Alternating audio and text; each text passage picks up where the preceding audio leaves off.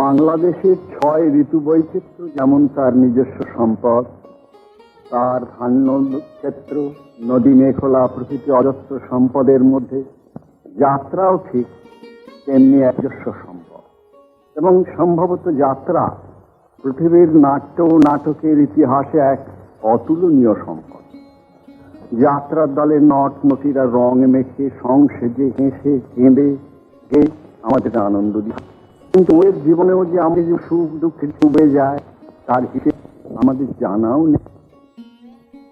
আমি ওদের নিয়ে একটি উপন্যাস লিখি, যার নাম রেখেছি মঞ্জুর অপেরা। নমস্কার, সংস্কৃতি বার্তার আজকের পর্বে সকলকে স্বাগত জানাই। আমরা যে পদ্ধতিতে এবং ভাবনায় সংস্কৃতি বার্তা করে থাকি, আজকের পর্ব তার থেকে একটু অন্য ধারার। আসলে আজকের পর্ব আপনাদের কাছে আমাদের এক বিশেষ দিনের উপহার। গত 8 শ্রাবণ ছিল লাভপুরের ভূমিপুত্র অমর কথা সাহিত্যিক তারাশঙ্কর বন্দ্যোপাধ্যায়ের 127তম জন্মদিবস। সেই উপলক্ষে তারই ধাত্রীদেবতায় সারা দিনব্যাপী চলেছে নানান অনুষ্ঠান। তাই আজকের বার্তা মূলত তারাশঙ্কর বিষয়ে। সেদিনের সারা দিনের অনুষ্ঠানের বিশেষ বিশেষ মুহূর্ত আজ আমরা তুলে ধরব আপনাদের কাছে। শ্রাবণের মেঘঘন সকালে আপনাদের সকলকে স্বাগত জানাই। আজ তারাশঙ্কর বন্দ্যোপাধ্যায়ের 127তম জন্মদিবস। সেই উপলক্ষে এখন আমরা এসে উপস্থিত হয়েছি সংস্কৃতি ভবন প্রাঙ্গণে। এখান থেকে শুরু হচ্ছে এক বর্ণাঢ্য শোভাযাত্রা। এই শোভাযাত্রায় রয়েছে বিভিন্ন লোকশিল্পী, রয়েছে ঢাক, ঢোল, বহুরূপীরা, রয়েছে লাভপুর অঞ্চলের শিক্ষার্থীরা, নাট্যকর্মীরা তথা বিভিন্ন প্রশাসনিক ব্যক্তিত্ব। আজকের এই শোভাযাত্রার মূল বৈশিষ্ট্য হল এখানে লাভপুর অঞ্চলের যে সমস্ত বহুরূপীরা রয়েছে তারা নিজেদের সাজিয়ে তুলেছেন তারাশঙ্করের বিভিন্ন চরিত্র। আসুন এবার আমরা সেদিকে একবার নজর। আপনারা দেখতে পাচ্ছেন এখানে রয়েছে তারাশঙ্কর গল্পের বিভিন্ন চরিত্ররা।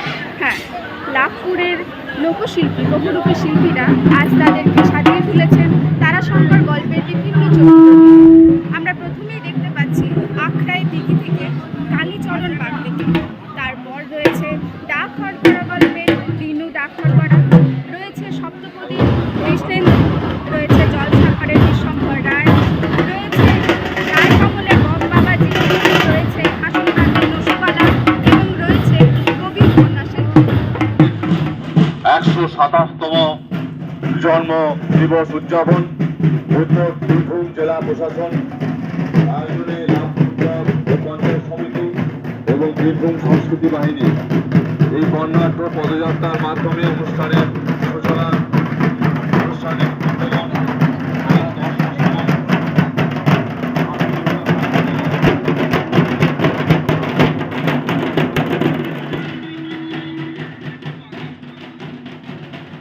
সারা লাভপুর পরিক্রমণের পর তারাশঙ্করের ধাত্রীভূমি ধাত্রীদেবতায় এসে এই বর্ণাঢ্য শোভাযাত্রা শেষ হয়।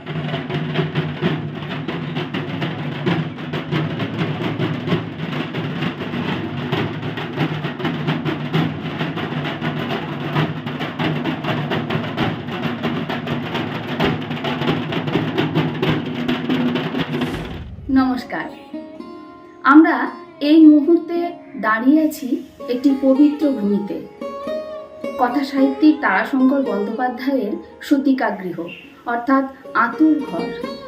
হ্যাঁ, এই ছোট্ট কক্ষটিতেই কথা সাহিত্যিক তারাশঙ্কর বন্দ্যোপাধ্যায় জন্মগ্রহণ করেছিলেন। প্রতি বছর তার জন্মদিনে এই কক্ষে প্রদীপ প্রজ্বলনের মাধ্যমে জন্মদিবস পালিত হয়। তারাশঙ্কর বন্দ্যোপাধ্যায়ের 127তম জন্মদিবসে প্রদীপ প্রজ্বলন করলেন বিশিষ্ট সাহিত্যিক সাদিক হোসেন এবং অমর মিত্র। আজ 8 শ্রাবণ, তারাশঙ্কর বন্দ্যোপাধ্যায়ের 127তম জন্মদিবস। আমরা এই মুহূর্তে তারাশঙ্কর বন্দ্যোপাধ্যায়ের ধাত্রীদেবতায় উপস্থিত হয়েছি। শুরু হতে চলেছে উদ্বোধনী পর্ব। অনুষ্ঠানের সূচনায় তারাশঙ্করের প্রতিকৃতিতে মাল্যদান করেন সাহিত্যিক অমর মিত্র এবং সাদিক হোসেন। উপস্থিত ছিলেন ডক্টর সুকুমার চন্দ্র, অতিরিক্ত জেলাশাসক কৌশিক সিনহা, জেলা তথ্য ও সংস্কৃতি আধিকারিক অরিত্র চক্রবর্তী এবং বাংলা একাডেমির গ্রন্থন বিভাগের অধিকর্তা শুভময় মণ্ডল। এবং আজকের এই অনুষ্ঠানে যারা দর্শকবৃন্দ উপস্থিত হয়েছেন সকলেই রামশঙ্কর বন্দ্যোপাধ্যায়ের গুণমুগ্ধ পাঠক। তাদের সামনে রামশঙ্কর বন্দ্যোপাধ্যায়ের বিষয়ে আলোচনা করার দৃশ্যতা আমার নেই। আমিও একজন গুণমুগ্ধ পাঠক হিসেবে তার উপন্যাসাবলী পড়েছি, গল্প পড়েছি। সেই বই থেকে বেশ খানিকটা পরে সম্ভবত আমি যখন ক্লাস 6-7-এ পড়ি তখন স্কুলে ভালো রেজাল্ট করবার সময় তারাশঙ্করের গল্প বই দেওয়া হয়েছিল। প্রথম যে গল্পটি আমি পড়েছিলাম সেই গল্পটি সম্ভবত নামের কারণেই প্রথমে পড়তে শুরু করেছিলাম। গল্পটির নাম ছিল ডাইনি। আপনারা সবাই জানেন এটি একটি বিখ্যাত গল্প, আমি আর গল্পটার মধ্যে যাচ্ছি না। আমি শুধু বলবো এই গল্পে যেভাবে তিনি একটি ডাইনির রূপক ব্যবহার করে একজন মহিলার বেঁচে থাকা, স্বাভাবিকভাবে বেঁচে থাকার যে আর্টটিকে তুলে ধরেছিলেন সেই আর্টটিকে ভুলবার নয়। ওই ডাক হরকরা গল্পটা আমাদের সাহিত্যে চয়ন ছিল। এবারে মান্নাদের গলায় কবে শুনলাম তোমার শেষ বিচারের আশায় বসে আছে। এরপরে তো আস্তে আস্তে তাকে পড়া শুরু হলো, সেটা হলো এবং তাকে দেখেছি আমাদের একই পাড়ার বাসিন্দা, মানে কাছাকাছি,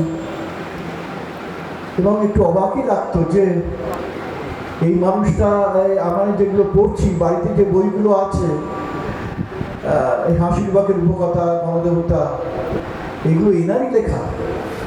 এ আমাদের বড় গর্বের অনুভূতি যে যে গ্রামে আমরা বাস করি সেই গ্রাম কথাশিল্পী তারাশঙ্কর বন্দ্যোপাধ্যায়ের জন্মভূমি। আর তাই তো শ্রাবণ পড়তে না পড়তেই এ গ্রামের মাটিতে শ্রাবণের ধারাপাতের সঙ্গে সঙ্গে ঝরতে থাকে মধুর মধুর বংশীধ্বনি। ঝরবে নাই বা কেন? এই শ্রাবণ যে তারাশঙ্কর বন্দ্যোপাধ্যায়ের জন্মমাস। আমরা দাঁড়িয়ে আছি ধাত্রী দেবতার পবিত্র অঙ্গনে। আজ তারাশঙ্কর বন্দ্যোপাধ্যায়ের 127তম জন্ম জয়ন্তী উপলক্ষে সারা দিন ব্যাপী চলছে নানান ধরনের সাংস্কৃতিক অনুষ্ঠান। আমরা এই মুহূর্তে এসে পৌঁছেছি সেই অনুষ্ঠানের দ্বিতীয় পর্বে, অর্থাৎ সাহিত্য সভায়। প্রতি বছরের মতন এবছরও আজকের দিনে আয়োজিত হয়েছে একটি বিশেষ সাহিত্য সভা। সঙ্গে আছেন লাভপুরের স্থানীয় এবং লাভপুরের আশেপাশের নানান জায়গার সংস্কৃতি প্রেমী এবং সাহিত্য প্রেমী মানুষজন। আসুন এখন দেখে নেওয়া যাক সেই সাহিত্য সভার বিশেষ কিছু মুহূর্ত।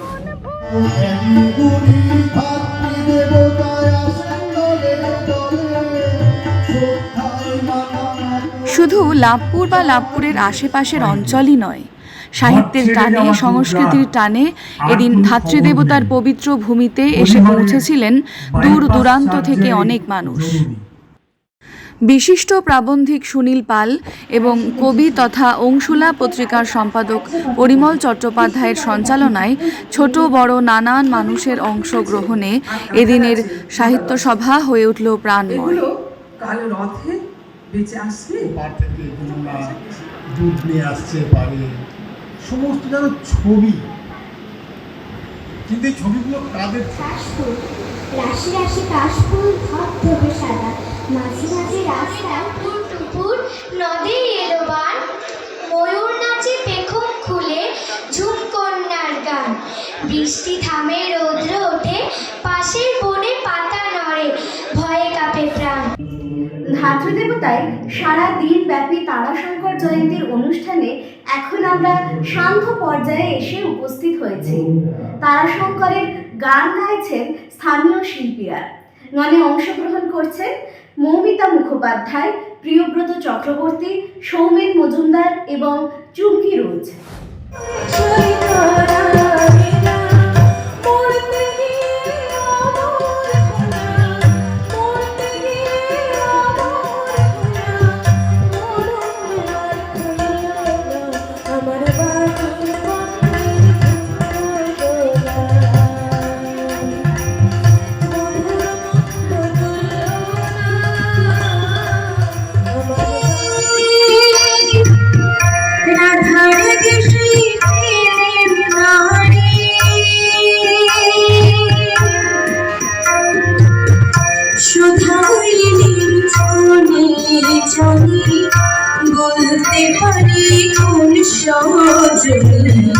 তুজ সজনে প্রাণের রহন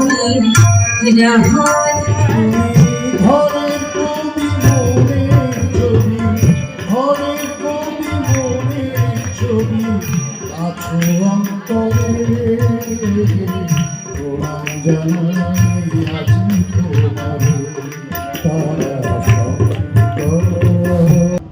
সারাদিন ব্যাপী তারাশঙ্কর জয়ন্তীর এই অনুষ্ঠান শেষ হয় নাটকের মাধ্যমে। তারাশঙ্কর বন্দ্যোপাধ্যায়ের কাহিনী অবলম্বনে নাটক নাগিনী কন্যার কাহিনী, নাটক ও নির্দেশনা উজ্জ্বল মুখোপাধ্যায়, পরিবেশনায় বীরভূম সংস্কৃতি বাহিনী, লাভপুর। লাভ সম্ভব হলে মেয়েদের চাকরি তো সাফ হয়ে যাবে, উঠবে হাঙ্গি চলা, বিচল বীজ তো ভরে যাবে বিশ্বে। সেই বিশ্বে লেটিয়ে পড়বে বীজ বেঁধে ছাপ, ওই চম্পাই রাজা চাঁদবের অভিশাপ। শ্রী চাঁদবের অভিশাপ থেকে এই বীজ বেদের জাতকে বাঁচাইতে সেই বেদের মহাদেব বাধা দিয়েছিল ওই কন্যা সবলাকে। দিলে কি হবে, দিলে কি হবে, কন্যা তখন থেকে যাইছে দিয়ে বীজ কাটা ঢুকি দিল মহাদেবের বুকে।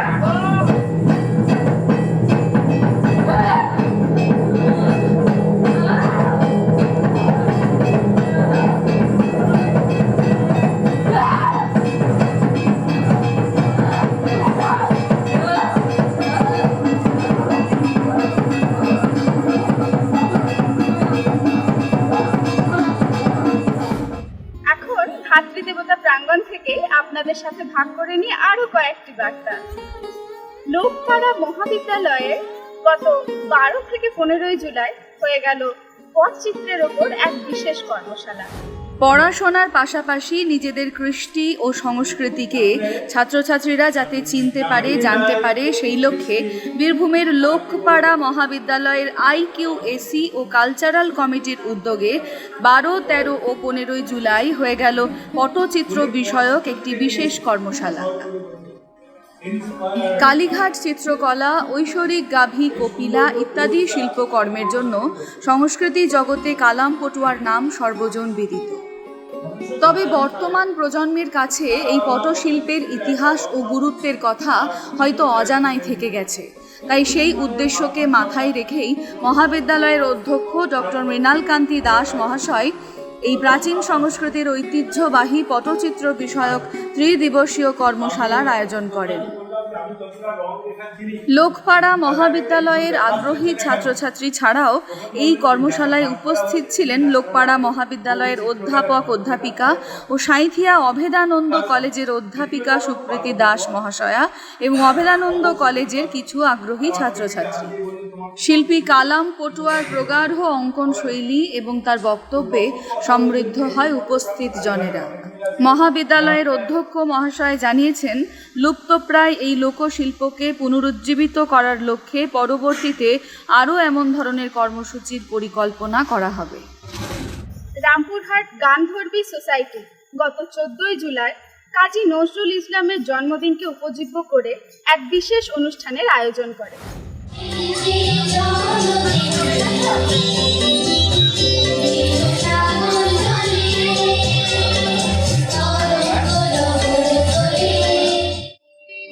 জুলাই রবিবার সন্ধ্যায় রামপুরহাটের একটি বেসরকারি অনুষ্ঠান ভবনে শহরের অন্যতম সাংস্কৃতিক সংস্থা রামপুরহাট গান্ধর্বী সোসাইটি কাজী নজরুল ইসলামের 125তম জন্মবার্ষিকী উপলক্ষে তাঁরই সম্পর্কে কিছু কথা, নৃত্য, গান পরিবেশনের মধ্য দিয়ে এক মনোজ্ঞ অনুষ্ঠান উপহার দিল শহরবাসীকে।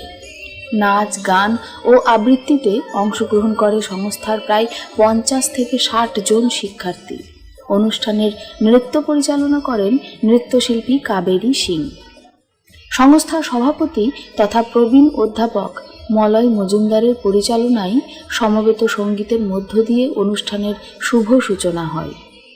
আন্তর্জাতিক খ্যাতিসম্পন্ন বিজ্ঞানী ডক্টর নন্দন কুমার মণ্ডল গান্ধর্বীর মঞ্চ থেকে রামপুরহাটে মাধ্যমিক ও উচ্চ মাধ্যমিকে প্রথম স্থানাধিকারীদের হাতে তার দাদুর নামাঙ্কিত নিত্যরঞ্জন মণ্ডল স্মৃতি পুরস্কার তুলে দেন। এই পর্বটি পরিচালনা করেন অধ্যাপক অভিষেক দাস। গান্ধর্বীর কর্ণধার চৈতী মজুমদারের সামগ্রিক পরিকল্পনা ও পরিচালনায় আর শ্রীমতী নবনীতা ভট্টাচার্যের সঞ্চালনায় এমন একটি সুন্দর বর্ষণমুখ সন্ধ্যা সাংস্কৃতিক অনুষ্ঠান মুগ্ধ চিত্তে উপভোগ করেন গুণীজন ও দর্শকবৃন্দ। সাঁইথিয়ায় মূর্তি উন্মোচন উপলক্ষে হয়ে গেল বিশেষ লোক সংস্কৃতির অনুষ্ঠান।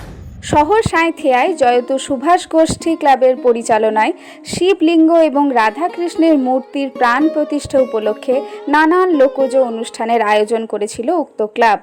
এই অনুষ্ঠানের মঙ্গল শোভাযাত্রা সহ নগর পরিক্রমা, কীর্তন গান, বাউল গানের আসরে মেতে ওঠে সাঁইথিয়াবাসী। বার্তা শেষে রয়েছে তনুহীনের পাঁচালী, বিষয় অমর কথা সাহিত্যিক তারাশঙ্কর বন্দ্যোপাধ্যায়।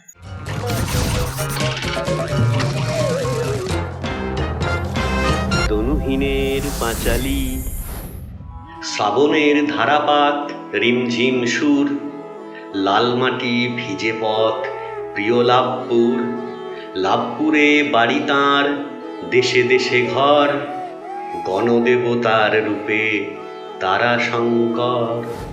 সংস্কৃতি বার্তা আজকের মতো এখানেই শেষ করব।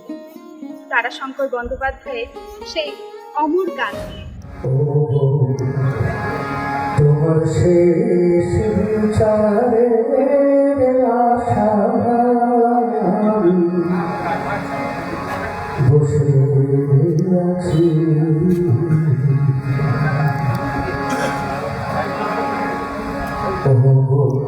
তোমার শেষ বিচারের আশায় বসে আছি।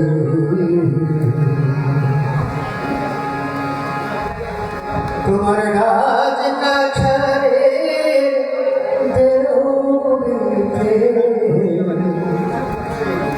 শেষ বিচারের আশা, ও তোমার শেষ বিচারের আশা বসে আছি।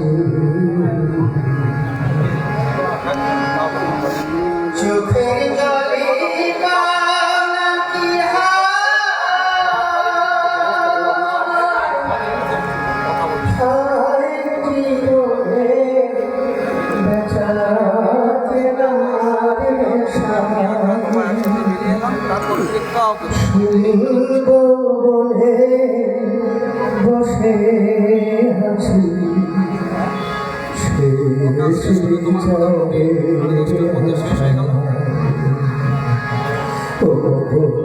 তোমার শেষ বিচারের আশা বসে আছি।